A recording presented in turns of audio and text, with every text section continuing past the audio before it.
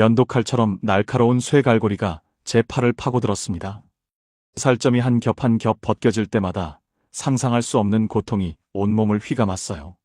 지상에서 느꼈던 어떤 아픔과도 비교할 수 없었죠. 피비린내와 함께 썩은 고기 냄새가 코를 찔렀습니다. 시커먼 어둠 속에서 타는 살 냄새, 끝없이 이어지는 비명소리가 귓가를 때렸어요. 그 한가운데서 한 여자가 절규하며 소리를 질렀습니다.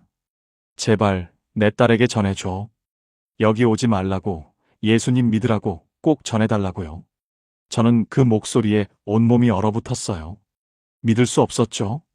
가까이 다가가 그 여자의 얼굴을 봤습니다.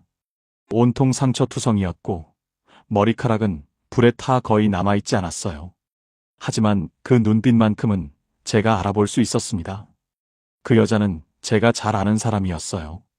평생 새벽기도 나가고 교회 봉사하며 무릎 꿇고 저를 위해 기도하던 바로 제 어머니였던 겁니다. 저는 비명을 지르며 뒤로 물러섰어요. 엄마, 왜 여기 있어요? 엄마는 그렇게 열심히 교회 다녔잖아요. 엄마는 제 손을 붙잡으려 했지만 보이지 않는 힘이 엄마를 계속 끌어당겼어요. 엄마가 울부짖었습니다. 아리나, 엄마는 못 나가도 좋아. 그러니 제발 내 친구들에게 전해줘. 여기 오지 말라고, 예수님 진짜 계시다고, 지옥 진짜 있다고 전해달라고요. 그 순간 저는 깨달았습니다. 엄마는 교회를 다녔지만 입으로만 믿었다는 것을요. 마음으로는 세상을 더 사랑했고 사람들 앞에서만 거룩한 척했다는 걸요. 요한복음 3장 3절 말씀이 떠올랐어요. 사람이 거듭나지 아니하면 하나님의 나라를 볼 수 없느니라. 거듭남 없이는 아무리 교회를 다녀도 소용없다는 그 말씀이 엄마의 모습으로 증명되고 있었던 겁니다. 그리고 저 자신도 마찬가지였어요. 저는 예수는 가짜다, 교회는 위선자들 모임이다 외치며 살았죠. 친구들 앞에서 성경책을 찢고 기도하는 아이들을 조롱했거든요. 그런 제가 지금 이 지옥 한가운데 서 있는 거예요. 당연한 결과였습니다. 로마서 6장 23절 말씀처럼 죄의 삭은 사망이요 하나님의 은사는 그리스도 예수 안에 있는 영생이라는 그 말씀이 제 앞에서 현실이 되고 있었어요. 저는 예수를 거부했고 그 결과 영생이 아닌 사망을 받게 된 겁니다. 여러분, 지금 당신이 앉아 계신 그 자리가 그냥 핸드폰 앞도 컴퓨터 모니터 앞도 아니에요. 하나님께서 오늘 이 시간 당신을 부르신 성전입니다. 여러분 안녕하세요. 저는 23 정아린이라고 해요. 중고등학교 시절 내내 예수는 가짜다, 교회는 사기꾼 집단이다 외치면서 가장 독하게, 가장 악랄하게 기독교를 미워하던 소녀였습니다. 친구들 앞에서 성경을 비웃었어요. 기도하는 아이들한테 돌을 던졌죠.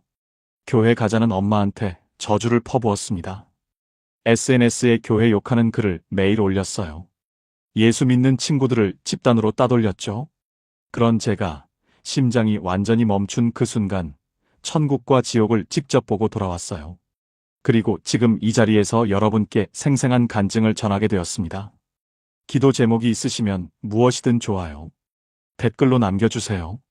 이 채널과 함께 영혼을 위해 중보하는 귀한 동역이 될 줄 믿습니다.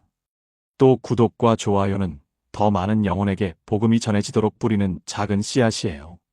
한 영혼이라도 더 구원받게 하는 통로가 되어주세요. 오늘 예수는 가짜라 믿던 한 소녀가 어떻게 살아계신 예수님을 만나 천국과 지옥을 본 후 완전히 뒤집어졌는지 그 충격적인 이야기를 지금부터 들려드리겠습니다.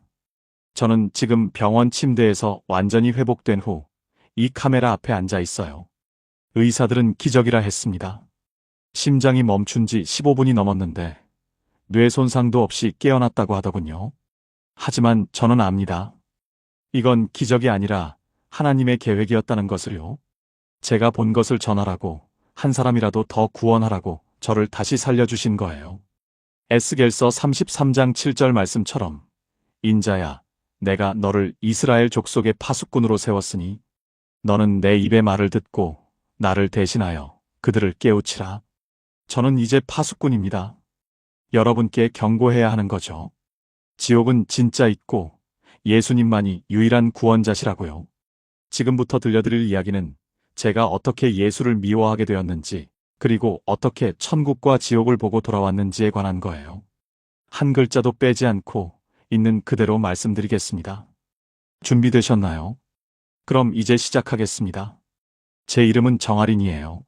서울 외곽 구로구의 낡은 아파트 단지에서 자랐습니다. 2000년대 초반에 지어진 오래된 단지였죠. 엘리베이터도 자주 고장났고 복도에는 곰팡이 냄새가 진동했어요. 평범한 가정이었답니다. 아빠는 작은 공장에서 일하는 회사원, 엄마는 파트타임으로 마트 계산대에서 일하는 주부였거든요. 하지만 우리 집에는 하나 평범하지 않은 것이 있었어요. 바로 신앙 문제였던 겁니다. 엄마는 열심 있는 권사였고 아빠는 무신론자에 가까웠죠. 엄마는 매일 새벽 4시 30분에 일어나 5시 새벽 기도회에 나가셨어요. 비가 오나 눈이 오나 단 하루도 빠지지 않으셨죠. 아빠는 그런 엄마를 보면서 헛웃음을 치곤 했습니다. 교회 가서 뭐 하냐. 그 시간에 잠이나 자지. 돈이나 벌어라. 아빠의 차가운 한마디였어요. 저는 그 사이에서 자랐습니다. 어릴 때는 교회가 좋았답니다. 초등학교 1학년 때부터 주일학교에 다녔거든요. 맛있는 과자도 주고 친구들도 많았어요. 생일 때마다 케이크도 주고 크리스마스에는 선물도 받았죠. 주일학교 선생님은 상냥했고 찬양은 재미있었습니다. 저는 그저 노래 부르고 율동하는 게 좋았어요. 예수님이 누군지 십자가가 무슨 의미인지는 잘 몰랐답니다. 그냥 교회는 재미있는 곳, 친구들 만나는 곳이었던 거죠. 하지만 초등학교 5학년이 되면서 교회는 더 이상 재미있는 곳이 아니었어요. 어른들의 뒷말이 들리기 시작했거든요. 주일 예배 끝나고 교회 뒤편 주차장에서, 화장실 앞 복도에서, 카페테리아 구석에서 들려오는 속삭임들이요. 저 집은 헌금을 너무 적게 낸대.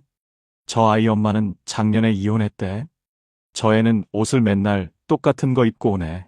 집이 어려운가 봐. 그런 말들이 제 귀에 들어왔죠. 어른들은 작은 목소리로 말했지만 아이들 귀에는 다 들렸어요. 그리고 어느 순간부터 저도 그 말들의 대상이 되었던 겁니다. 제가 입고 온 옷이 유행이 지났다고 친구 하나가 뒤에서 수군거렸어요. 작년 겨울에 엄마가 시장에서 사준 파란색 패딩이었죠. 헌금 봉투에 1,000원짜리 한 장밖에 안 넣었다고 주일학교 선생님이 다른 아이들이 다 듣는 앞에서 말씀하셨어요. 아린이는 헌금을 좀 더 많이 해야 하나님이 기뻐하신단다. 우리 집 형편이 어렵다는 소문이 교회 안에 퍼졌답니다. 그리고 아이들은 저를 따돌리기 시작했어요. 점심시간에 같이 밥 먹자고 해도 다들 이미 약속이 있다고 했죠. 수련회 갈 때도 아무도 저랑 같은 방을 쓰려고 하지 않았어요. 조별 활동 시간에는 제가 들어갈 조가 없었답니다. 선생님이 억지로 한 조에 넣어주면 아이들은 노골적으로 싫은 티를 냈어요. 그때 저는 처음으로 생각했습니다. 교회 사람들은 다 위선자구나. 입으로는 사랑, 사랑하면서 뒤에서는 남을 판단하고 무시하는구나. 마태복음 7장 5절 말씀이 떠올랐죠. 외식하는 자여 먼저 내 눈 속에서 들보를 빼어라. 그 후에야 밝히 보고 형제의 눈 속에서 티를 빼리라. 하지만 그때 저는 그 말씀의 의미를 제대로 몰랐답니다. 그저 교회 사람들이 바로 저 외식하는 자들이라고만 생각했던 거예요. 집에서도 상황은 나아지지 않았어요. 엄마는 저를 교회에 끌고 가려고 애쓰셨죠. 예배 빠지지 마라. 기도 열심히 해라. 헌금 꼭 하고 와라. 친구들한테 잘 보여라. 선생님 말씀 잘 들어라. 엄마의 잔소리는 끝이 없었답니다. 하지만 아빠는 정반대였어요. 교회 그만 다녀라. 그런데 가봤자 돈만 뜯기고 세뇌당한다. 목사들은 다 사기꾼이야. 헌금으로 외제차 타고 다니더라. 아빠는 엄마 앞에서 대놓고 교회를 비웃었죠. 저녁 식탁에서 뉴스를 보다가 교회 비리 사건이 나오면 아빠는 큰 소리로 말씀하셨어요. 봐라, 내가 뭘 했어. 교회는 다 그래. 엄마는 그럴 때마다 아무 말도 못하고 눈물만 흘리셨답니다. 저는 그 사이에서 찢어지는 기분이었어요. 누구 말을 들어야 할지, 누구를 믿어야 할지 정말 몰랐거든요. 중학교 1학년 겨울방학 때 결정적인 사건이 하나 있었어요. 교회 고등부 오빠 한 명이 저한테 관심을 보이기 시작했던 겁니다. 이름은 준석 오빠였죠. 잘생기고 키도 크고 공부도 잘하는 오빠였어요. 그 오빠가 저한테 친절하게 대해주셨어요. 주일 예배 끝나면 간식도 사주시고, 고민 상담도 들어주시고, 카톡으로 성경 구절도 보내주셨죠. 저는 그 오빠를 좋아하게 되었어요. 중학교 1학년 소녀가 처음 느끼는 설렘이었답니다. 처음으로 누군가 저를 인정해주는 것 같았거든요. 교회 가는 게 다시 즐거워졌어요. 오빠를 보는 게 좋았죠. 그런데 2개월쯤 지났을 때 충격적인 사실을 알게 되었어요. 그 오빠는 제가 아닌 고등부 언니 한 명을 좋아하고 있었고, 둘이 사귀고 있었던 겁니다. 더 충격적인 건 그 다음이었어요. 제가 준석 오빠를 좋아한다는 소문이 교회 안에 쫙 퍼졌답니다. 누가 퍼뜨렸는지 모르겠어요. 아이들은 저를 비웃었죠. 제가 감히 준석 오빠를 좋아해. 오빠는 이미 예은 언니랑 사귀는데 주제 파악 좀 하지. 중학부 카톡방에서 제 얘기가 오갔어요. 저는 그 방을 나왔지만 상처는 깊이 박혔습니다. 저는 그때 처음으로 교회가 정말 싫어졌어요. 사랑을 가르치는 곳이라면서 왜 이렇게 사람을 아프게 하는 걸까요? 용서를 말하면서 왜 뒤에서 남을 헐뜯는 건가요? 친구라고 하면서 왜 뒤통수를 치는 건가요? 저는 그때 마음속 깊이 결심했습니다. 교회는 경멸해야 할 곳이라고, 예수는 가짜라고요. 그때부터 저는 마음속으로 주문처럼 되뇌었답니다. 예수는 가짜다. 교회는 쓰레기다. 하나님은 없다. 그 말을 하루에 수십 번씩 반복했어요. 거울 보면서 중얼거렸죠. 학교 가는 길에도 속으로 되뇌었답니다. 그 말을 반복할수록 제 마음은 점점 더 단단해졌어요.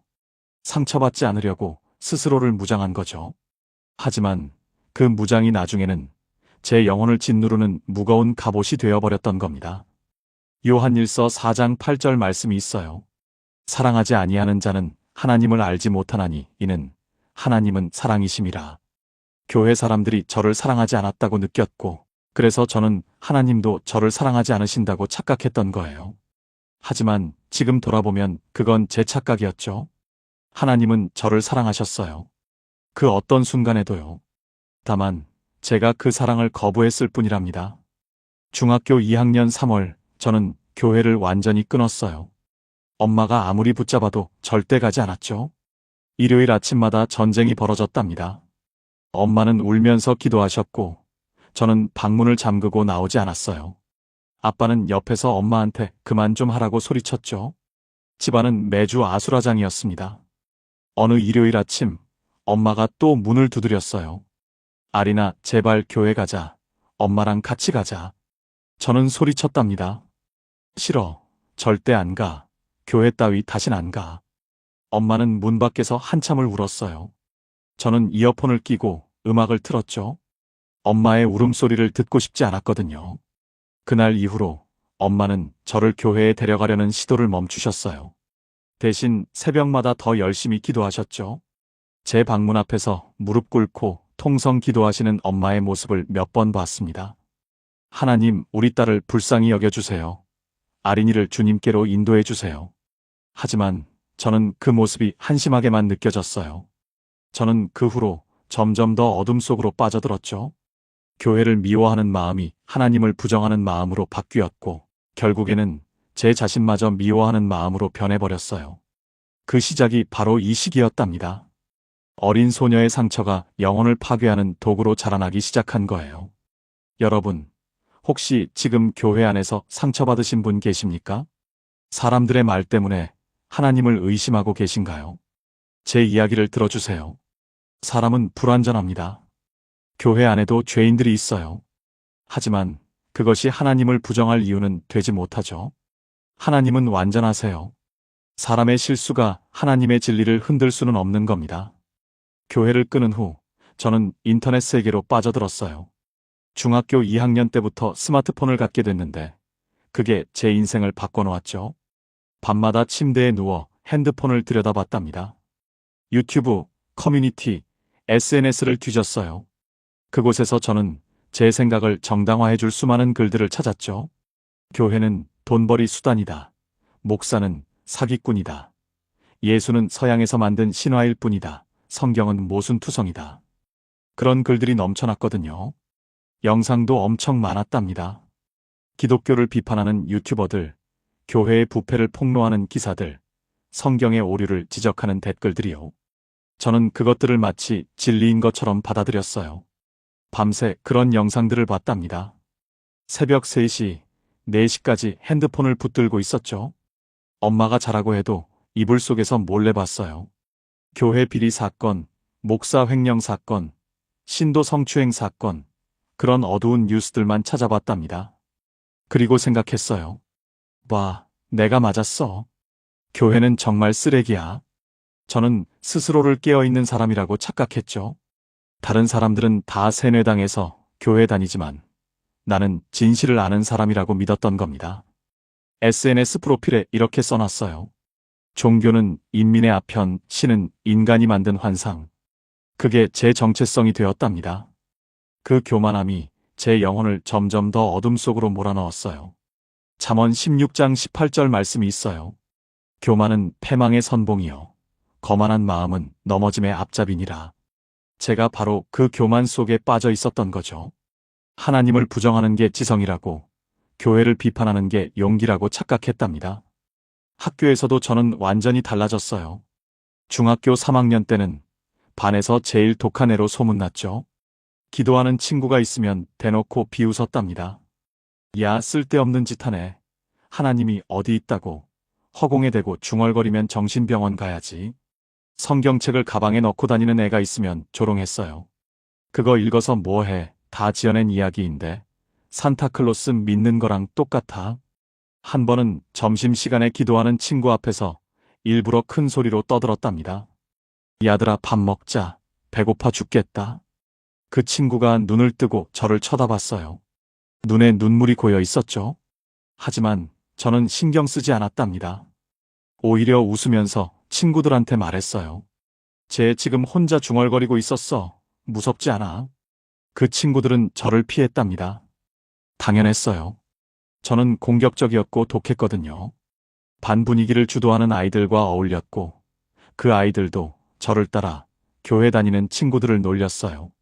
저는 그게 자랑스러웠답니다. 내가 친구들의 눈을 뜨게 해줬다고 착각했죠. 하지만 저도 괴로웠어요. 겉으로는 강한 척했지만 속으로는 정말 공허했답니다. 담배를 피우기 시작했어요. 중학교 3학년 가을쯤이었죠. 학교 뒤 공터에서 언니들이 피우는 걸 얻어 피웠답니다. 처음엔 기침이 나고 어지러웠지만 곧 익숙해졌어요. 술도 마셨습니다. 편의점에서 몰래 사서 공원에서 마셨죠. 밤마다 게임을 했어요. 새벽까지 롤을 돌렸답니다. 자극적인 영상도 봤어요. 폭력적인 장면, 선정적인 콘텐츠, 그런 것들로 감각을 마비시켰죠. 그렇게라도 하지 않으면 혼자 있을 때 밀려오는 허무함을 견딜 수가 없었거든요. 전도서 1장 2절 말씀처럼 헛되고 헛되며 헛되고 헛되니 모든 것이 헛되도다. 제 인생이 바로 그랬던 겁니다. 아무리 자극을 찾아도 마음은 채워지지 않았어요. 아무리 재미를 추구해도 공허함은 사라지지 않았죠.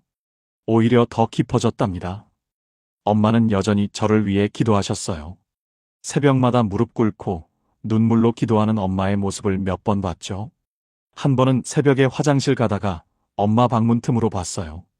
엄마는 바닥에 엎드려 통곡하며 기도하고 계셨답니다. 하나님, 우리 아린이를 불쌍히 여겨주세요. 마귀의 소나귀에서 건져주세요. 하지만 저는 그런 엄마를 보면서 더 냉소했답니다. 저렇게 기도해도 아무 일도 안 일어나잖아. 하나님이 정말 있다면 왜 우리 집은 이렇게 힘든 거야?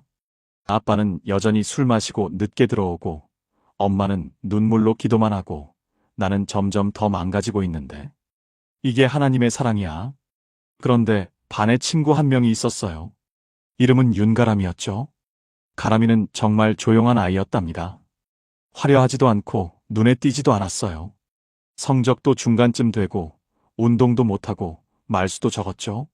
하지만 늘 웃고 있었어요. 힘든 일이 있어도 놀림을 당해도 가람이는 늘 미소를 잃지 않았답니다. 저는 가람이가 이해되지 않았어요. 집안 형편도 저랑 비슷하게 어려운데 왜 저렇게 밝을까? 아빠가 일찍 돌아가셔서 엄마 혼자 가람이랑 남동생을 키운다고 들었거든요. 어느 날 점심시간에 가람이한테 물었답니다. 너는 왜 맨날 웃어? 힘든 일 없어? 가람이는 잠시 생각하더니 조용히 대답했어요.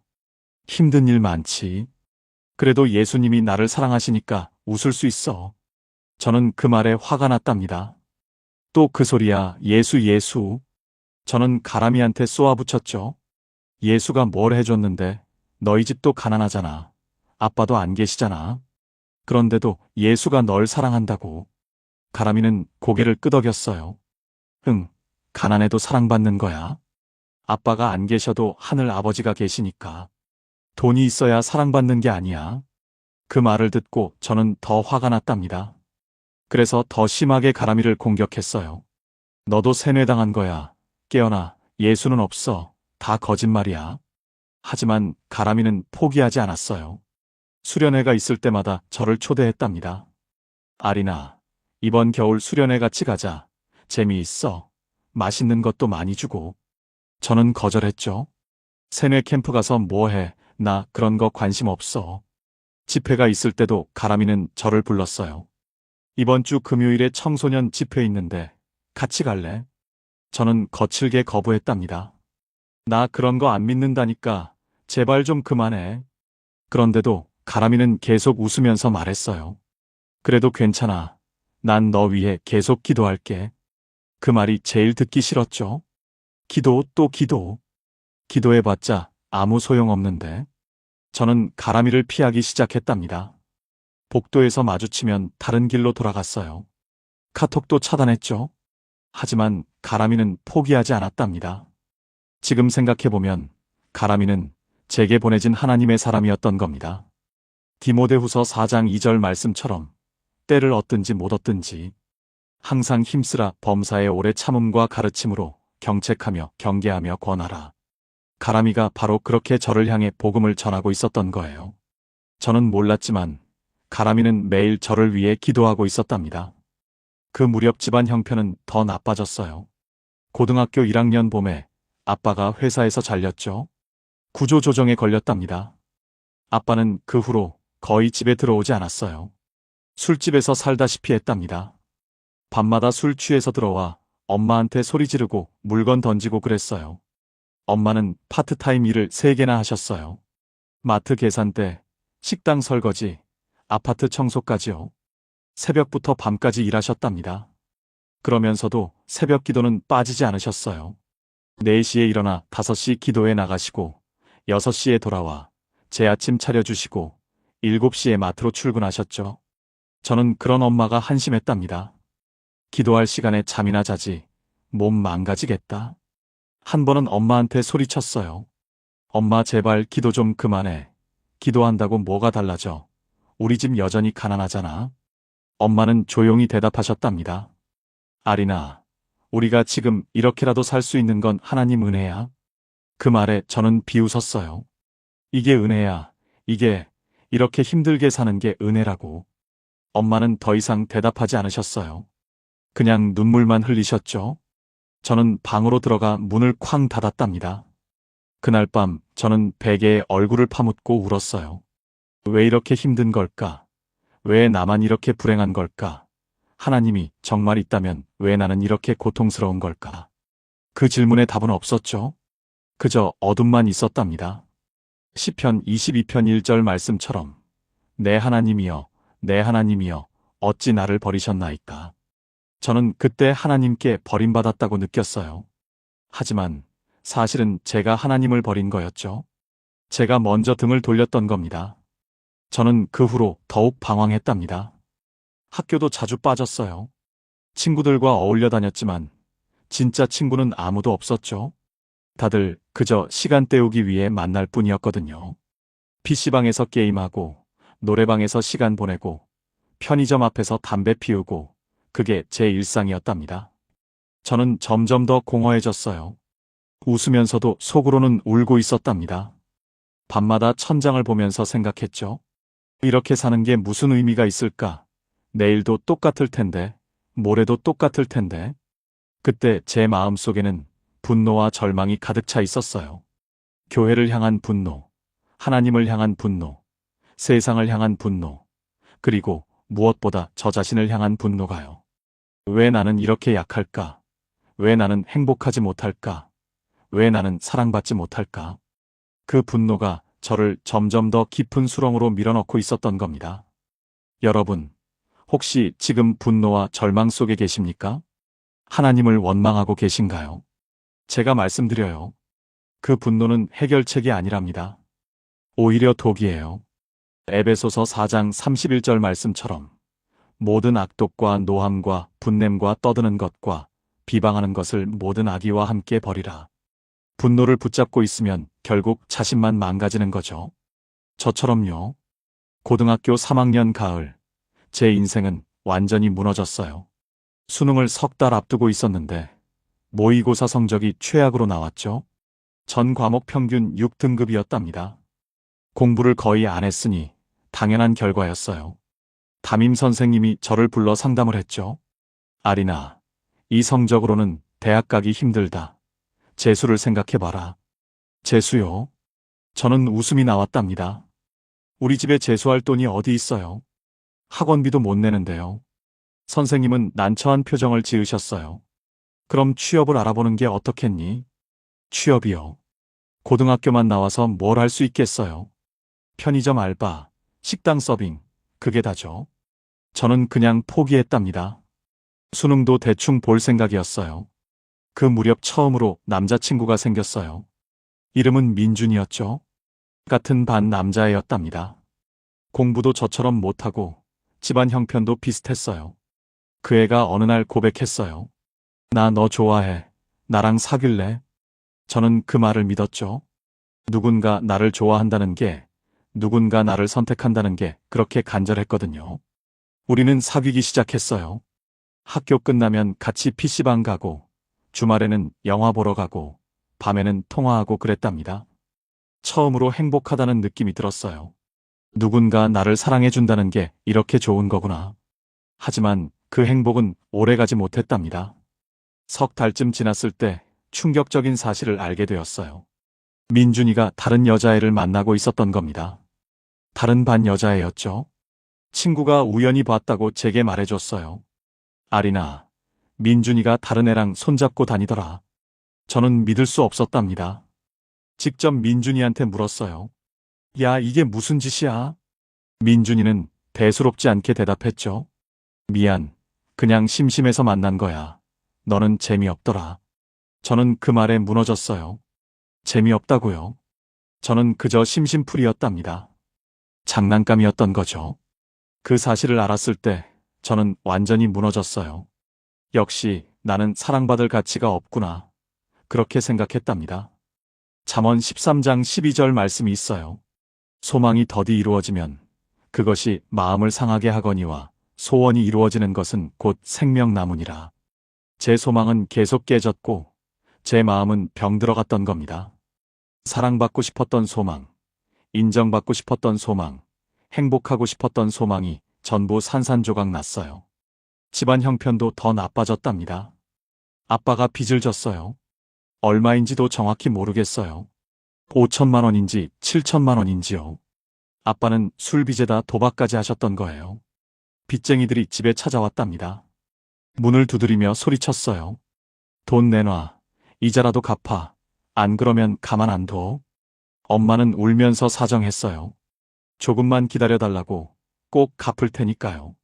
빚쟁이들은 협박하고 갔죠. 다음 주까지 200만 원 안 갚으면 집 압류한다고요. 저는 그 모습을 보면서 수치스러웠답니다. 우리 가족은 왜 이렇게 비참할까? 왜 우리만 이렇게 불행할까? 밤마다 잠을 이룰 수 없었어요. 공황 증세가 왔답니다. 갑자기 가슴이 답답해지고 숨이 막혔어요. 심장이 터질 것 같았죠. 손발이 저리고 식은땀이 났답니다. 화장실에 가서 찬물로 세수했어요. 거울 속 제 얼굴은 새하얗게 질려 있었죠. 병원에 가고 싶었지만 돈이 없었어요. 엄마한테 말하면 걱정하실 게 뻔했죠. 그냥 혼자 참았답니다. 방에서 바닥에 쓰러져 울었어요. 이렇게 사는 게 무슨 의미가 있을까? 차라리 죽는 게 나을 것 같다는 생각이 계속 들었답니다. 어느 목요일 밤 비가 억수같이 쏟아지고 있었어요. 집에서 엄마랑 또 싸웠답니다. 무슨 이유였는지 기억도 안 나요. 그냥 모든 게 싫었어요. 저는 우산도 없이 집을 뛰쳐나갔죠. 빗속을 한참 걸었답니다. 옷이 다 젖었지만 신경 쓰지 않았어요. 공원 벤치에 앉았어요. 비를 맞으면서 하늘을 봤답니다. 그리고 처음으로 정말 오랜만에 하나님께 말을 걸었어요. 하지만 기도가 아니었죠. 욕이었답니다. 저주였어요. 하나님, 진짜 있으면 지금 당장 내 앞에 나와봐. 당신이 사랑이라고. 그럼 왜 나는 이렇게 고통스러워? 왜 우리 가족은 이렇게 망가져가? 당신이 없으면 나 지옥 가든 말든 알아서 할 거야. 저는 울부짖었어요. 빗속에서 혼자 소리 질렀죠. 아무도 듣지 못했답니다. 그냥 빗소리에 묻혀버렸어요.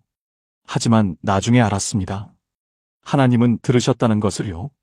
시편 34편 18절 말씀처럼 여호와는 마음이 상한 자에게 가까이 하시고 충심으로 통회하는 자를 구원하시는도다.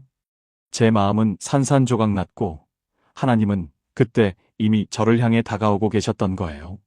제가 아무리 욕을 해도 아무리 저주를 퍼부어도 하나님은 저를 포기하지 않으셨답니다. 그걸 그때는 몰랐어요. 집에 돌아왔을 때는 새벽 2시였어요. 엄마는 거실에서 기다리고 계셨답니다. 아리나, 어디 갔었니? 걱정했잖아. 저는 대답하지 않고 방으로 들어갔어요. 젖은 옷을 벗고 침대에 누웠죠. 천장을 보면서 생각했답니다. 이렇게 사느니 차라리 죽는 게 낫겠다. 며칠 후 또 엄마와 싸웠어요. 무슨 이유였는지 정말 기억이 안 나요. 그냥 모든 게 싫었던 것 같아요. 엄마도 아빠도 학교도 친구들도 저 자신도요. 저는 방으로 들어가 문을 잠갔답니다. 책상 서랍을 열었어요. 그 안에 수면제가 있었죠. 1년 전에 엄마가 불면증으로 병원에서 받아온 약이었어요. 반쯤 남아 있었답니다. 저는 그 약을 꺼냈어요. 손에 쥐고 한참을 멍하니 바라봤죠. 이걸 먹으면 편해질까? 모든 게 끝날까? 그런 생각이 들었답니다. 저는 약 봉지를 뜯었어요. 한 알을 꺼내 입에 넣었답니다. 물과 함께 삼켰죠. 한 알, 두 알, 세 알, 네 알. 손이 떨렸지만 멈출 수가 없었어요. 5알, 6알, 7알. 그냥 모든 게 끝났으면 좋겠다고 생각했거든요. 8알, 9알, 10알. 봉지가 비었답니다. 약을 다 삼키고 침대에 누웠어요. 눈이 점점 감겼죠. 의식이 흐려졌답니다. 몸이 무거워지는 게 느껴졌어요. 마지막으로 떠오른 생각은 이제 편해지겠구나 였답니다. 드디어 이 고통에서 벗어날 수 있겠구나. 하지만 그건 큰 착각이었어요. 지옥은 편한 곳이 아니었거든요. 다음 날 아침 엄마가 저를 발견했답니다. 학교 가라고 깨우러 왔다가 제가 차갑게 식어가는 걸 보신 거예요. 방문을 두드려도 대답이 없어서 문을 부수고 들어왔다고 나중에 들었어요. 엄마는 비명을 질렀죠. 아리나, 아리나, 정신 차려. 이 엄마 좀 봐. 엄마가 119에 전화했답니다. 구급차가 왔어요. 응급구조사들이 저를 들것에 실었죠. 엄마는 저를 안고 울었답니다. 아리나, 제발 눈 좀 떠봐. 엄마가 잘못했어, 제발. 하지만 저는 이미 의식이 없었어요. 병원 응급실에 도착했을 때 제 심장은 이미 멈춘 상태였답니다. 의사들이 급하게 심폐소생술을 했어요. 가슴을 세게 눌렀죠. 전기 충격기를 가져왔답니다. 충전, 클리어. 제 몸이 들썩였어요. 하지만 심전도는 평평한 선만 그었답니다. 한 의사가 말했어요. 한 번 더 해봅시다. 다시 충격을 가했죠. 여전히 반응이 없었답니다. 또 다른 의사가 고개를 저었어요. 가망이 없습니다. 너무 늦었어요. 약물을 과다 복용한 지 최소 8시간은 지난 것 같습니다. 엄마는 복도에서 무릎 꿇고 기도했답니다. 하나님, 제발 우리 딸을 살려주세요. 한 번만 기회를 주세요. 제가 뭐든지 할게요. 윤가람도 소식을 듣고 학교에서 뛰어왔어요. 가람이 엄마도 함께 오셨죠. 셋이서 손을 잡고 눈물로 기도했답니다. 하나님, 아린이를 살려주세요. 아직 복음을 받아들일 기회를 주세요. 제발 한 번만 기회를 주세요. 가람이는 울면서 기도했죠. 엄마는 절규했답니다. 제 딸을 데려가지 마세요. 제가 대신 갈게요. 제 목숨과 바꿔주세요. 제발요. 그 기도 소리가 나중에 제가 다시 살아났을 때 엄마한테 들었어요. 그때 저는 제 몸에서 빠져나가고 있었답니다. 영혼이 육체를 떠나는 느낌이었어요. 위에서 제 몸을 내려다봤죠.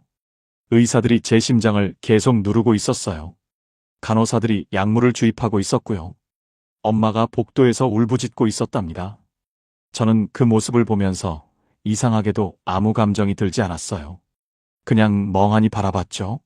미안해 엄마 하지만 나는 이제 편해질 거야. 그렇게 생각했답니다. 그런데 갑자기 무언가가 저를 잡아당겼어요. 아래로, 아래로, 계속 아래로요. 저는 비명을 질렀죠. 하지만 소리가 나오지 않았답니다.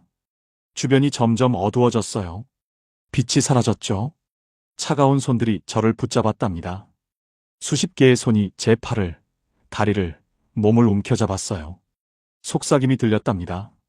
내 것이다. 드디어 왔구나. 기다렸다. 우리와 함께 있을 거다. 영원히. 저는 공포에 떨었어요. 이게 뭐지? 어디로 가는 거지? 누가 나를 끌고 가는 거지? 하지만 막을 수 없었죠. 저는 그저 끌려갈 뿐이었답니다.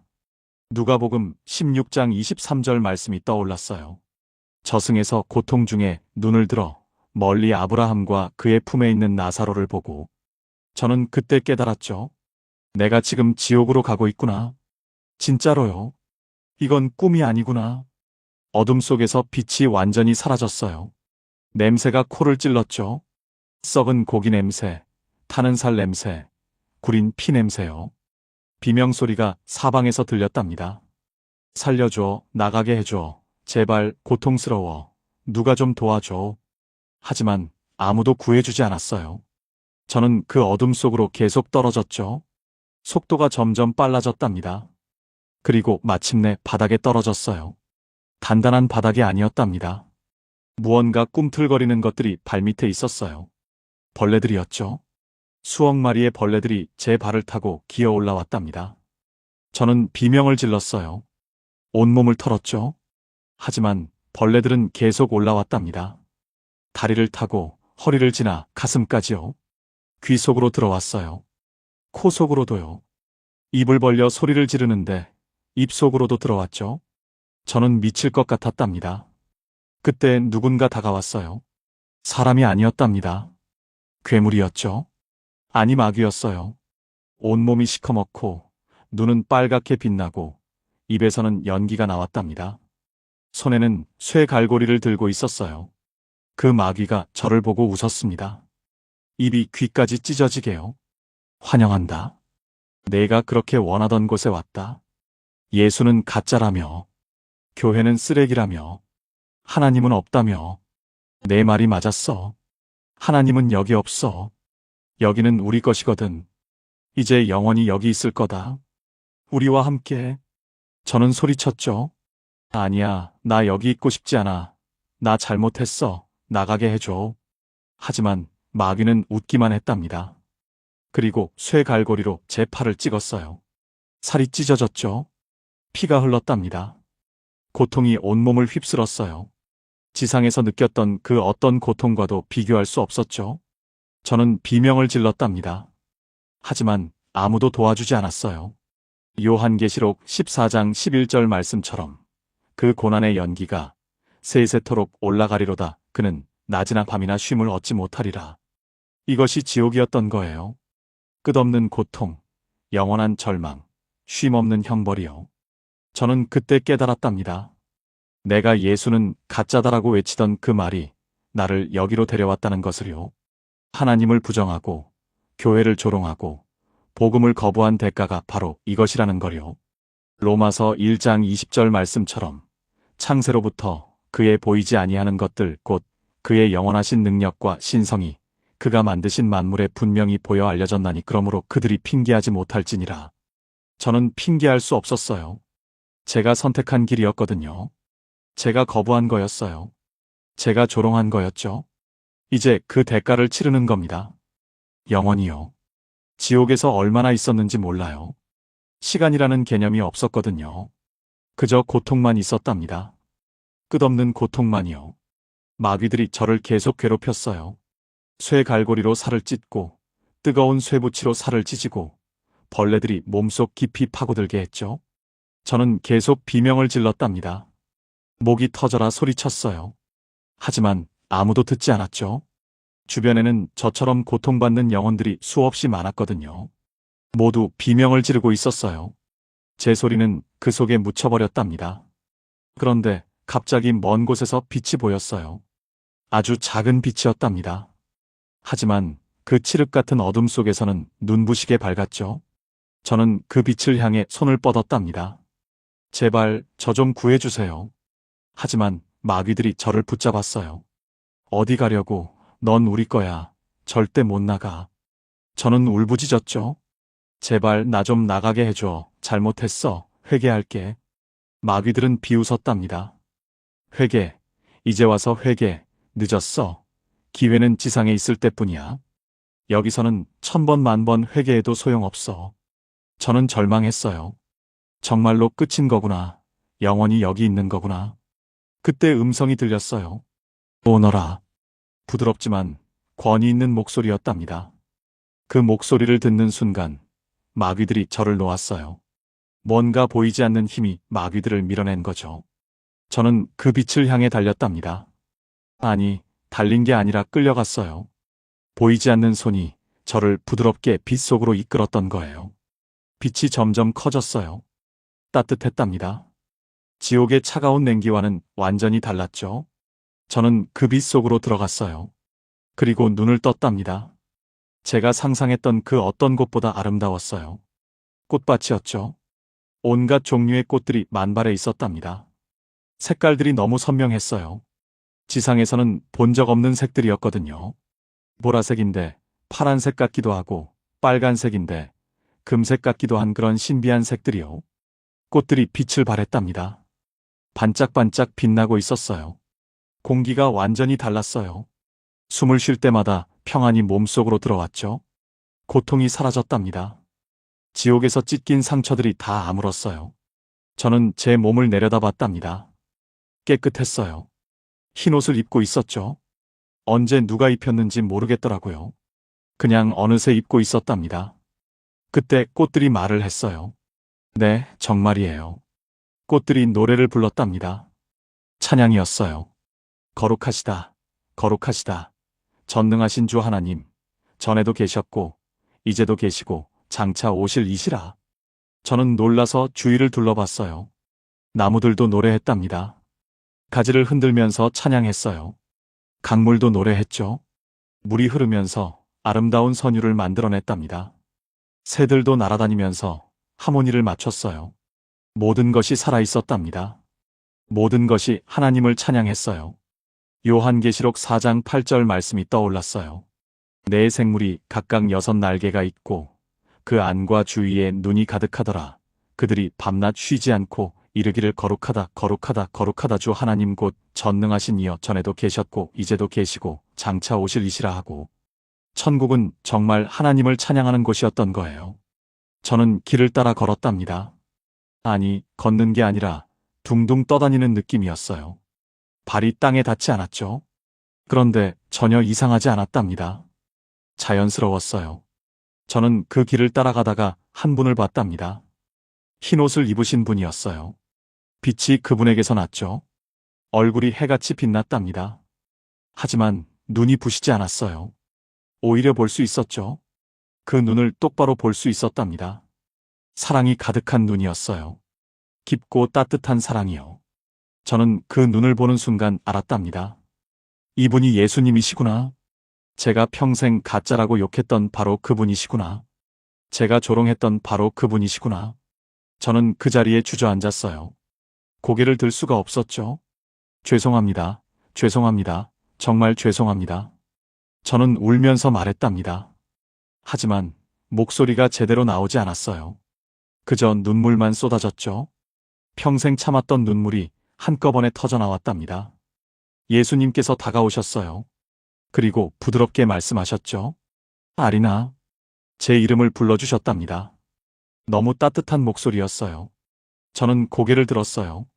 예수님께서 미소 지으시며 말씀하셨답니다. 나는 내가 가짜라고 부르던 바로 그 예수다. 내가 조롱하던 바로 그 예수다. 그럼에도 나는 너를 사랑한다.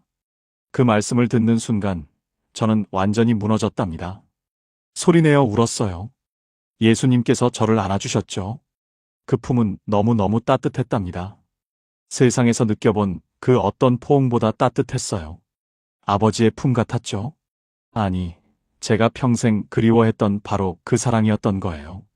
요한일서 4장 8절 말씀처럼 하나님은 사랑이시라. 그 사랑을 온몸으로 느꼈답니다. 머리부터 발끝까지 사랑이 흘러들어왔어요. 따뜻하고 부드럽고 강력한 사랑이요.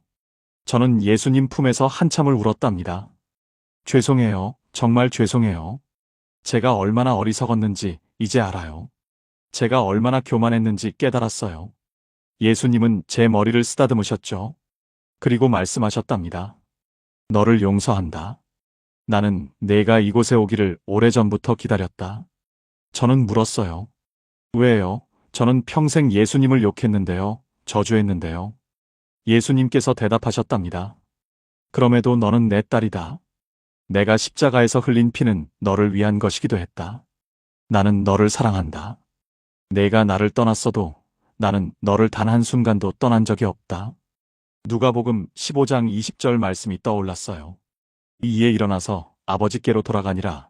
아직도 거리가 먼데 아버지가 그를 보고 측은히 여겨 달려가 목을 안고 입을 맞추니 예수님은 탕자를 기다리는 아버지셨던 거예요. 저는 바로 그 탕자였죠. 집을 나가 방탕하게 살다가 이제야 돌아온 탕자요. 저는 한참을 울었답니다. 예수님은 기다려주셨어요. 재촉하지 않으셨죠? 그리고 제가 진정되자 손을 내미셨답니다. 일어나라. 내가 네게 보여줄 것이 있다. 나를 따라오너라. 저는 예수님의 손을 잡았어요. 그 손에는 못자국이 있었답니다. 저는 그 자국을 보면서 또 울었죠. 이 상처가 저 때문이구나. 제 죄 때문에 이렇게 고통받으셨구나. 이사야 53장 5절 말씀이 떠올랐어요. 그가 찔림은 우리의 허물 때문이요. 그가 상함은 우리의 죄악 때문이라. 그가 징계를 받음으로 우리는 평화를 누리고 그가 채찍에 맞음으로 우리는 나음을 받았도다. 예수님께서 저를 이끌고 걸으셨어요. 우리는 꽃밭을 지나 강을 건넜답니다. 큰 문 앞에 섰죠. 문이 열렸어요. 그 안에는 사람들이 있었답니다. 흰 옷을 입은 사람들이 찬양하고 있었어요. 얼굴들이 빛나고 있었죠. 모두 너무 행복해 보였답니다. 저는 그 모습을 보면서 감탄했어요. 이곳이 천국이구나. 정말 천국이 있구나. 그때 한 분이 저를 향해 달려왔답니다. 할머니였어요. 왜 할머니였죠? 제가 6살 때 돌아가신 할머니셨답니다. 할머니는 저를 꼭 안았어요. 아리나, 우리 아린이, 우리 손녀. 할머니는 울었답니다. 저도 울었어요. 할머니가 말씀하셨어요. 나는 평생 너를 위해 기도했단다. 세상 떠날 때까지 매일 새벽 너를 위해 기도했어. 내가 예수님을 만나기를, 천국에 오기를 간절히 기도했단다. 저는 그제야 알았답니다. 할머니가 왜 그렇게 기도를 많이 하셨는지를요. 데살로니가전서 5장 17절 말씀처럼 쉬지 말고 기도하라. 할머니는 그 말씀대로 사셨던 거예요. 쉬지 않고 기도하셨던 거죠. 그 기도가 지금 응답받은 겁니다. 저는 할머니 손을 꼭 잡았답니다. 할머니, 저 이제 알았어요. 예수님이 진짜시라는 거, 천국이 진짜 있다는 거. 할머니는 웃으셨어요. 그래, 이제 알았구나. 늦지 않았어. 하나님께 감사하렴. 하나님이 너를 다시 보내실 거야. 가서 전하렴. 저는 고개를 갸웃했답니다. 다시 보내요, 저를요. 할머니는 고개를 끄덕이셨어요. 내가 볼 것이 아직 남았단다. 예수님을 따라가렴. 저는 예수님께 물었어요. 왜 저를 여기 데려오셨어요? 예수님께서 대답하셨답니다. 내가 볼 것이 아직 많이 남았다. 천국만 보여주려고 데려온 게 아니다. 나를 따라오너라. 저는 예수님을 따라갔어요. 이제 두렵지 않았죠?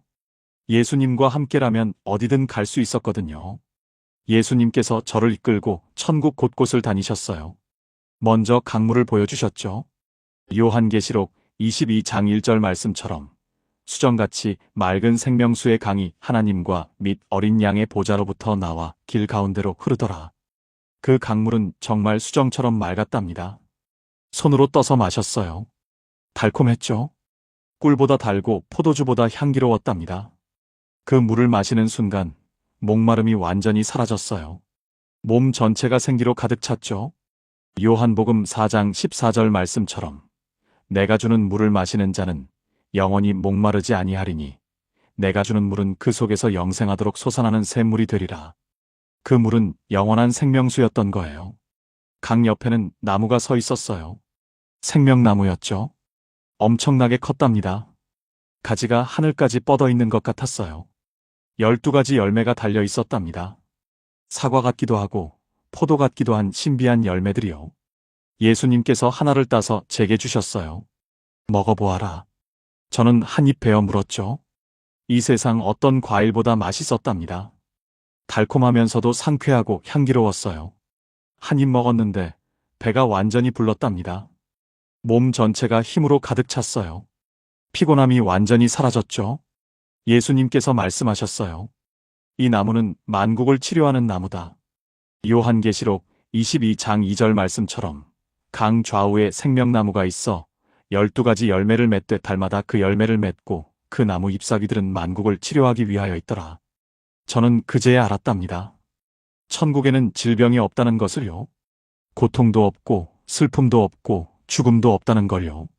요한계시록 21장 4절 말씀처럼 모든 눈물을 그 눈에서 닦아주시니 다시는 사망이 없고 애통하는 것이나 곡하는 것이나 아픈 것이 다시 있지 아니하리니 처음 것들이 다 지나갔음이러라. 이곳은 완전한 치유와 회복의 장소였던 거예요. 예수님께서 다시 걸으셨답니다. 저는 따라갔어요. 우리는 거대한 건물 앞에 섰죠. 궁전 같았답니다. 아니, 궁전보다 더 화려했어요. 금으로 만들어진 것 같았죠. 문이 저절로 열렸답니다. 예수님께서 말씀하셨어요. 들어가 보아라. 저는 조심스럽게 들어갔어요. 그 안은 창고 같았답니다. 하지만 보통 창고가 아니었어요. 끝이 보이지 않았죠. 수많은 방들이 이어져 있었답니다. 각 방마다 이름이 금빛 글씨로 새겨져 있었어요. 저는 걷다가 제 이름을 발견했답니다. 정아린. 문을 열었어요. 그 안에는 보물들이 가득했답니다. 금, 은, 각종 보석들이요. 하지만 그것만이 아니었어요. 선물 상자들도 수없이 많았답니다. 큰 것도 있고 작은 것도 있었죠. 모두 예쁘게 포장되어 있었어요. 리본이 달려 있고 반짝반짝 빛났답니다. 한쪽에는 또 다른 방이 있었어요. 그 방에는 빛나는 보석함 같은 것들이 정돈되어 있었답니다. 각 보석함마다 라벨이 붙어 있었어요. 치유, 기적, 응답, 축복 이런 글씨들이요. 저는 놀라서 예수님을 봤답니다. 예수님께서 설명하셨어요. 이것은 내가 믿음과 기도로 가져다 쓸 수 있도록 내가 준비해둔 은혜의 창고다. 내가 구하면 주려고, 내가 믿으면 주려고, 내가 여기 쌓아두었다. 마태복음 7장 7절 말씀처럼 구하라 그리하면 너희에게 주실 것이요. 찾으라 그리하면 찾아낼 것이요. 문을 두드리라 그리하면 너희에게 열릴 것이니. 이 모든 것이 제가 구하기만 하면 주실 것들이었던 거예요. 하지만 저는 충격을 받았죠. 제 창고는 다른 사람들에 비해 거의 손대지 않은 상태였거든요. 먼지가 쌓여 있었어요. 선물 상자들은 포장도 뜯지 않았답니다. 보석함들도 그대로 있었어요. 저는 평생 하나님께 거의 구하지 않았죠. 믿지도 않았고요. 그래서 이 모든 은혜를 받지 못한 채 살았던 겁니다. 야고보서 4장 2절부터 3절 말씀이 떠올랐어요. 너희가 욕심을 내어도 얻지 못하여 살인하며 시기하여도 능히 취하지 못함으로 다투고 싸우는도다. 너희가 얻지 못함은 구하지 아니하기 때문이요. 구하여도 받지 못함은 정욕으로 쓰려고 잘못 구하기 때문이라. 저는 구하지 않았어요. 오히려 거부했죠. 저는 제 어리석음에 또 울었답니다. 예수님께서 제 어깨에 손을 얹으셨어요. 울지 마라. 이제라도 알았으니 돌아가서 구하고 믿어라. 그러면 내가 주겠다. 빌립보서 4장 19절처럼 나의 하나님이 그리스도 예수 안에서 영광 가운데 그 풍성한 대로 너희 모든 쓸 것을 채우시리라. 저는 고개를 끄덕였죠. 네, 이제 알았어요. 제가 얼마나 큰 은혜를 놓치고 살았는지요. 예수님께서 다시 걸으셨답니다. 우리는 또 다른 건물에 들어갔어요. 도서관 같았죠. 천장까지 닿는 거대한 책장들이 끝없이 이어져 있었답니다. 수많은 책들이 꽂혀 있었어요. 각 책마다 사람 이름이 적혀 있었답니다. 저는 제 이름을 찾았죠. 한참을 걷다가 정아린이라고 쓰인 책을 발견했어요. 책을 조심스럽게 꺼냈답니다. 책을 펼쳤어요. 신기하게도 왼쪽 페이지와 오른쪽 페이지가 완전히 달랐답니다. 왼쪽에는 제가 하나님의 뜻에 순종하며 살았을 때의 인생이 그려져 있었어요. 행복한 가정, 건강한 삶, 풍성한 사역의 열매, 많은 사람들을 축복하는 모습이요. 그 페이지에는 이렇게 쓰여 있었답니다. 2010년 정아린 출생, 2018년 예수님 영접, 2025년 대학 진학, 2030년 결혼, 2032년 첫 아이 출산, 2035년 선교사로 파송, 2050년 수많은 영혼을 주께 인도함. 구체적으로 날짜와 사건들이 기록되어 있었어요. 오른쪽에는 제가 예수를 끝까지 거부하며 살다 지옥으로 떨어지는 인생이 그려져 있었답니다. 고통, 절망, 중독, 자살 시도, 그리고 마침내 영원한 형벌이요. 그 페이지도 구체적이었어요. 2023년 교회 이탈, 2025년 자살 시도, 2025년 11월 15일 사망, 영원한 지옥. 저는 두 페이지를 번갈아 봤답니다. 왼쪽은 빛으로 가득했고 오른쪽은 어둠뿐이었어요. 예수님께서 말씀하셨죠. 내가 너를 향해 갖고 있던 계획은 왼쪽 페이지였다. 예레미야 29장 11절 말씀처럼 여호와의 말씀이니라. 너희를 향한 나의 생각을 내가 아나니 평안이요 재앙이 아니니라. 너희에게 미래와 희망을 주는 것이니라. 하지만 내가 지금까지 선택한 길은 오른쪽에 가까웠다. 내가 나를 거부하고 교회를 떠나고 복음을 조롱한 그 선택들이 너를 지옥으로 이끌고 있었다. 저는 무릎을 꿇었어요. 죄송해요. 정말 죄송해요. 제가 잘못 선택했어요. 예수님께서 저를 일으켜 세우셨답니다. 그래서 내가 너를 다시 보낸다. 내가 이제 바른 길을 선택할 수 있도록. 아직 기회가 있다. 돌아가서 왼쪽 페이지의 삶을 살아라. 저는 울면서 대답했어요. 네, 순종하겠어요. 제 인생을 주님께 드리겠어요. 예수님께서 말씀하셨답니다. 내가 돌아가면 할 일이 있다. 내가 본 것을 전하라. 천국과 지옥이 진짜 있다는 것을, 내가 살아계신 하나님이라는 것을, 구원은 오직 나를 통해서만 가능하다는 것을. 마가복음 16장 15절 말씀처럼 너희는 온 천하에 다니며 만민에게 복음을 전파하라. 저는 고개를 끄덕였답니다. 네, 전하겠어요. 꼭 전하겠어요. 하지만 예수님께서 말씀하셨어요. 아직 보여줄 것이 남았다. 나를 따라오너라. 그 목소리가 진지했죠. 저는 긴장했답니다. 예수님께서 저를 이끌고 걸으셨어요. 점점 분위기가 달라졌죠. 찬양 소리가 멀어지고 공기가 무거워졌답니다. 빛도 조금씩 어두워지는 것 같았어요. 저는 두려워지기 시작했답니다. 어디로 가시는 거예요? 예수님은 대답하지 않으시고 조용히 걸으셨어요. 그리고 우리는 한 장소에 섰답니다. 거기는 천국의 가장자리 같았어요. 벼랑 끝 같은 곳이었죠. 아래를 내려다보니 깊은 구덩이가 보였답니다. 그곳에서 연기가 올라왔어요. 악취가 났죠. 비명소리가 희미하게 들렸답니다. 저는 본능적으로 뒤로 물러섰어요. 저기가 뭐예요? 예수님께서 말씀하셨답니다. 지옥이다. 내가 다시 가지 않도록, 그리고 다른 사람들이 가지 않도록 경고하라고 보여주는 것이다. 저는 떨었죠. 다시 보기 싫었답니다. 하지만 예수님께서 제 손을 꼭 잡으셨어요. 두려워 마라. 내가 함께 있다. 저는 용기를 내어 아래를 내려다봤답니다. 영혼들이 떨어지고 있었어요. 수없이 많은 영혼들이 그 구덩이 속으로 계속 떨어졌죠. 손을 내밀며 살려달라고 외쳤답니다. 도와줘, 나 좀 구해줘, 제발. 하지만 보이지 않는 손들이 그들을 붙잡아 아래로 끌어당겼어요. 쇠사슬이 그들의 목과 손발을 묶었죠. 그들은 울부짖으며 어둠 속으로 사라졌답니다. 저는 그 모습을 보면서 울었어요.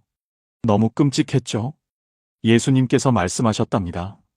이들은 모두 복음을 듣고도 거부한 자들이다. 나를 알면서도 따르지 않은 자들이다. 세상을 사랑하고 자기 욕심을 따른 자들이다.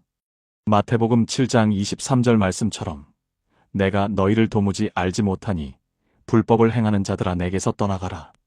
저는 떨면서 물었어요. 교회 다닌 사람들도 저기 가나요? 예수님께서 슬픈 표정으로 고개를 끄덕이셨답니다. 교회를 다녔어도 거듭나지 못한 자들, 입으로만 믿고 마음으로는 세상을 사랑한 자들, 나를 이용해 자기 욕심을 채운 자들은 모두 이곳으로 온다.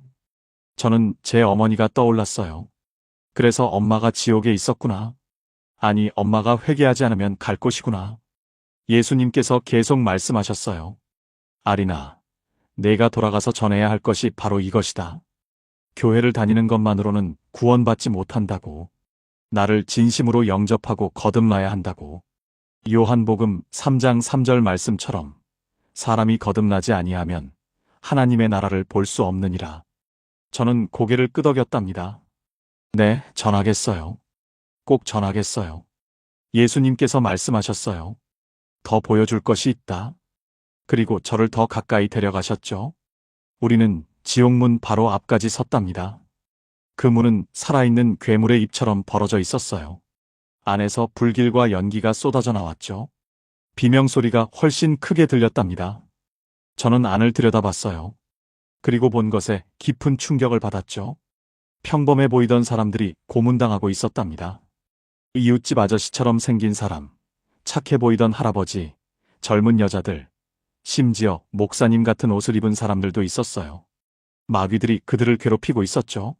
쇠 갈고리로 살을 찢고 뜨거운 쇠붙이로 찢고 끓는 기름에 담그고 있었답니다. 그들의 비명은 끝이 없었어요. 하지만 아무도 도와주지 않았죠. 한 사람이 저를 봤답니다. 도와줘. 제발 나 좀 나가게 해줘. 그 사람은 친척 같았어요. 어디서 본 얼굴이었죠? 작은아버지였답니다. 1년 전에 돌아가신 작은아버지요. 작은아버지가 울부짖었어요. 나는 교회도 다녔어. 11조도 했어. 봉사도 했어. 왜 내가 여기 있는 거야? 예수님께서 조용히 말씀하셨답니다. 그는 입으로만 믿었다. 마음으로는 세상을 더 사랑했고 나를 이용해 복을 구했을 뿐이다. 거듭나지 못했다. 작은아버지가 다시 소리쳤죠. 제발 아리나, 네 엄마한테 전해줘. 내 가족들한테 전해줘. 여기 오지 말라고, 예수님 진짜로 믿으라고, 마음으로 믿으라고 전해달라. 저는 눈물을 흘리며 고개를 끄덕였답니다. 전하겠어요. 꼭 전하겠어요. 예수님께서 다른 곳을 가리키셨어요. 저는 그곳을 봤죠. 젊은 사람들이 많이 보였답니다. 20대, 30대로 보이는 사람들이요. 그들은 울면서 후회하고 있었어요. 내가 그때 복음을 들었을 때 받아들일 걸. 내가 그때 회개할 걸. 왜 미뤘을까? 왜 거부했을까? 하지만 이제는 늦었답니다. 히브리서 9장 27절 말씀처럼 한 번 죽는 것은 사람에게 정해진 것이요. 그 후에는 심판이 있으리니. 죽은 후에는 두 번째 기회가 없는 거예요. 예수님께서 말씀하셨답니다. 보거라. 저기 있는 자들은 복음을 들었으나 내일 믿겠다고 미룬 자들이다. 다음 주에 교회 가겠다고, 나중에 회개하겠다고 말하다가 갑자기 죽은 자들이다.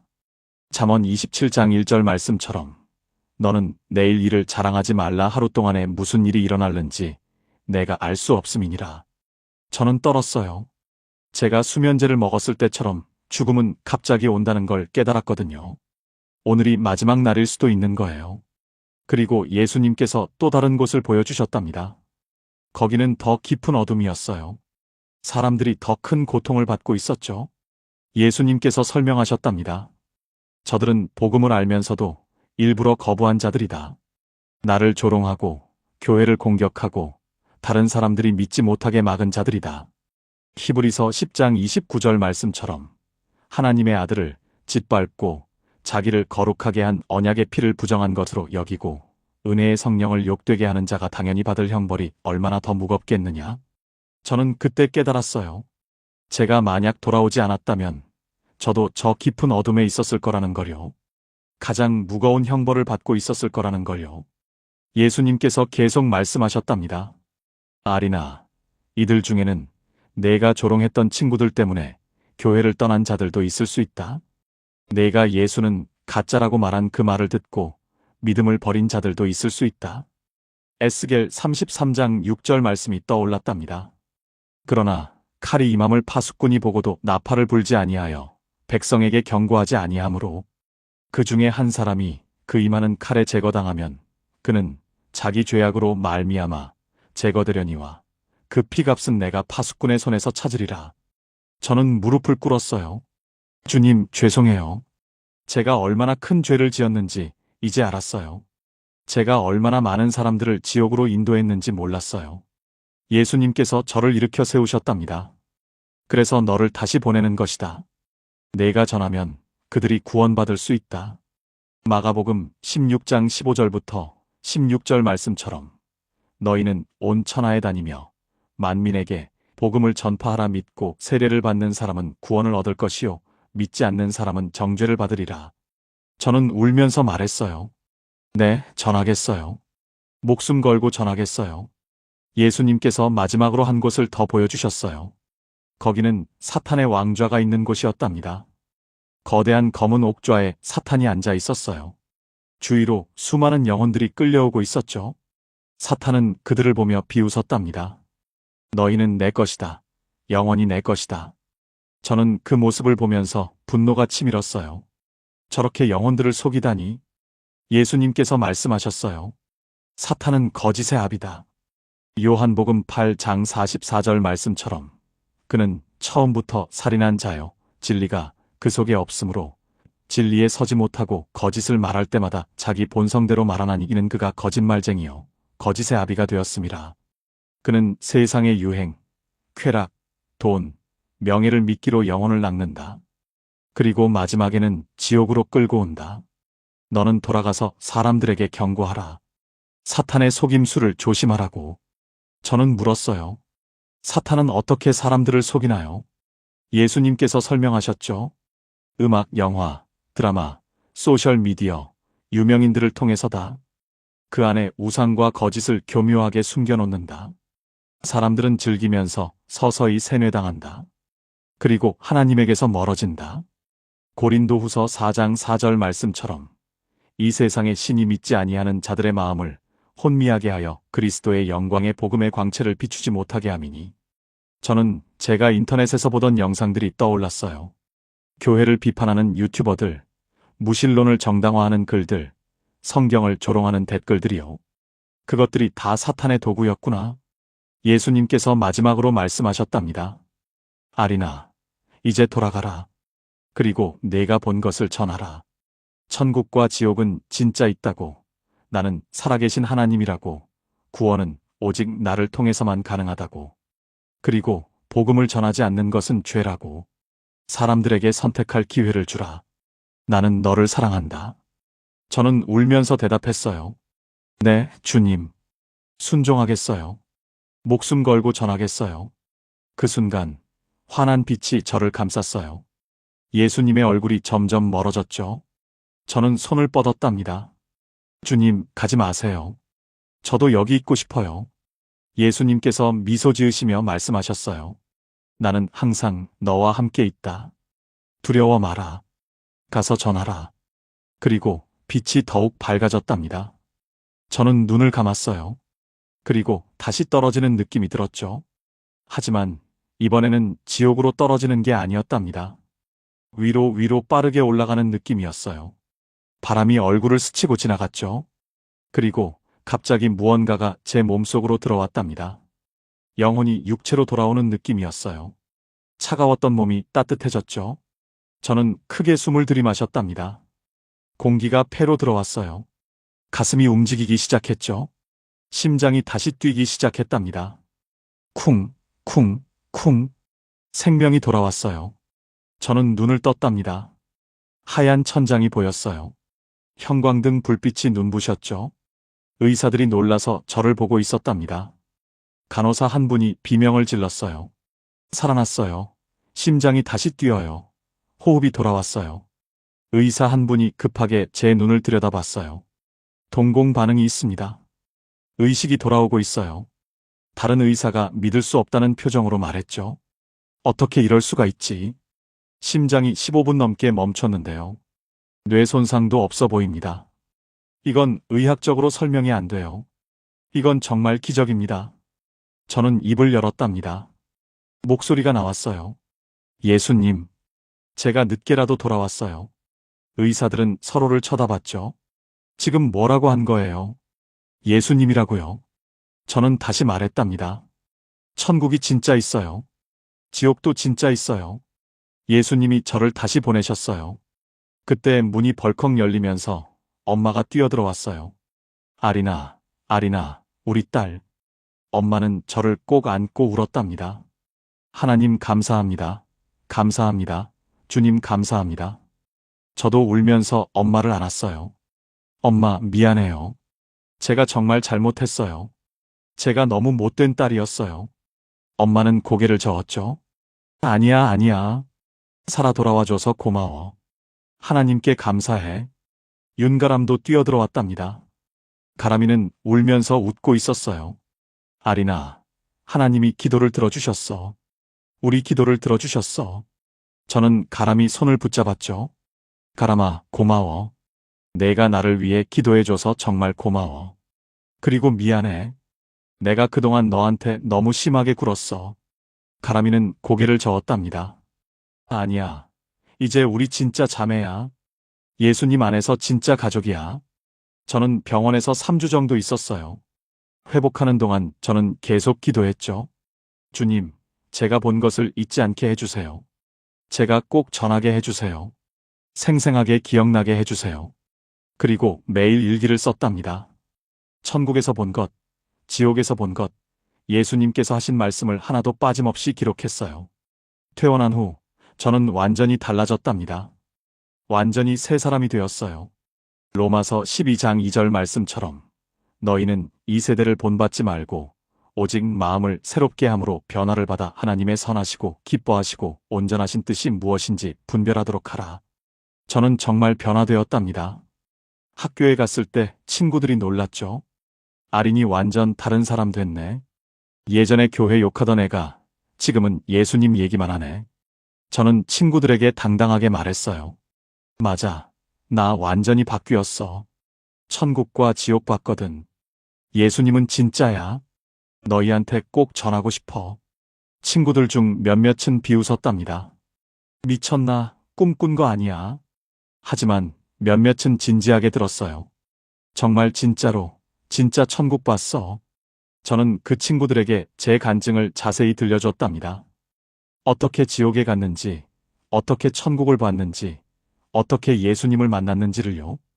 요한복음 9장 25절 말씀처럼 내가 한 가지 아는 것은 내가 맹인으로 있다가 지금 보는 그것이니이다. 저는 영적으로 맹인이었다가 이제 보게 된 거예요. 그래서 전할 수밖에 없었답니다. 그 친구들 중 셋이 저랑 함께 교회에 나가기 시작했어요. 그리고 한 명은 그 자리에서 예수님을 영접했죠. 집에서도 놀라운 변화가 일어났어요. 아빠가 술을 끊으셨답니다. 제 간증을 듣고 눈물을 흘리셨어요. 그리고 교회에 나가기 시작하셨죠. 엄마와 함께요. 아빠는 1년 후에 세례를 받으셨답니다.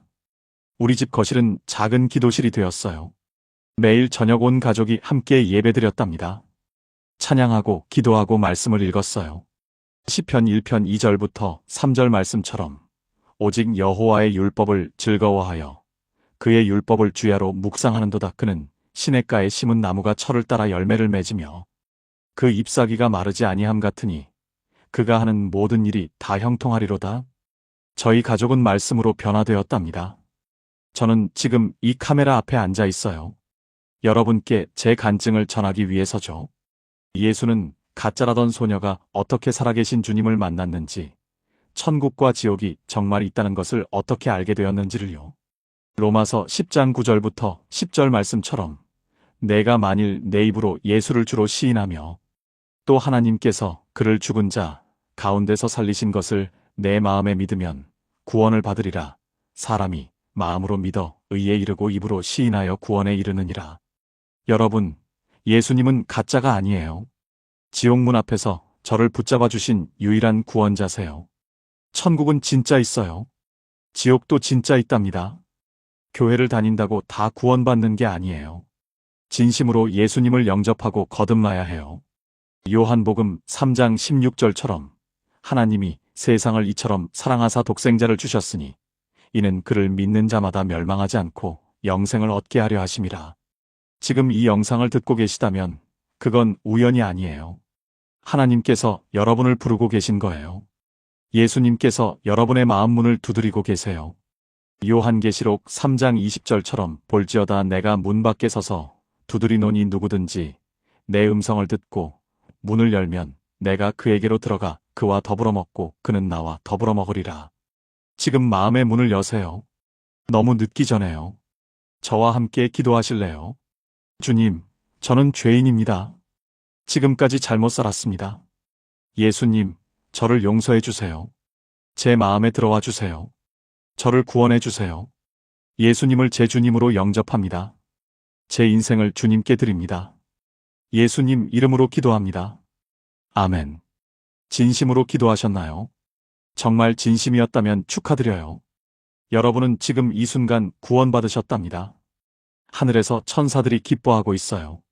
누가복음 15장 7절처럼 내가 너희에게 이르노니 이와 같이 죄인 한 사람이 회개하면 하늘에서는 회개할 것 없는 의인 99으로 말미암아 기뻐하는 것보다 더하리라. 여러분, 이 간증이 더 많은 사람에게 전해져야 해요. 한 영혼이라도 더 구원받도록요. 댓글로 아멘이라고 써주세요. 실천하겠습니다라고 고백해주세요. 그리고 이 영상을 가족에게, 친구에게, 소그룹에 공유해주세요. 구독과 좋아요는 더 많은 영혼에게 복음이 전해지게 하는 씨앗이 됩니다. 함께 영혼을 구원하는 동역자가 되어주세요. 마지막으로 여러분을 축복합니다. 여러분 위에 하나님의 은혜와 평강이 넘치기를 기도해요. 예수님께서 여러분과 항상 함께 하시기를 축복합니다. 민수기 6장 24절부터 26절 말씀으로 축복합니다.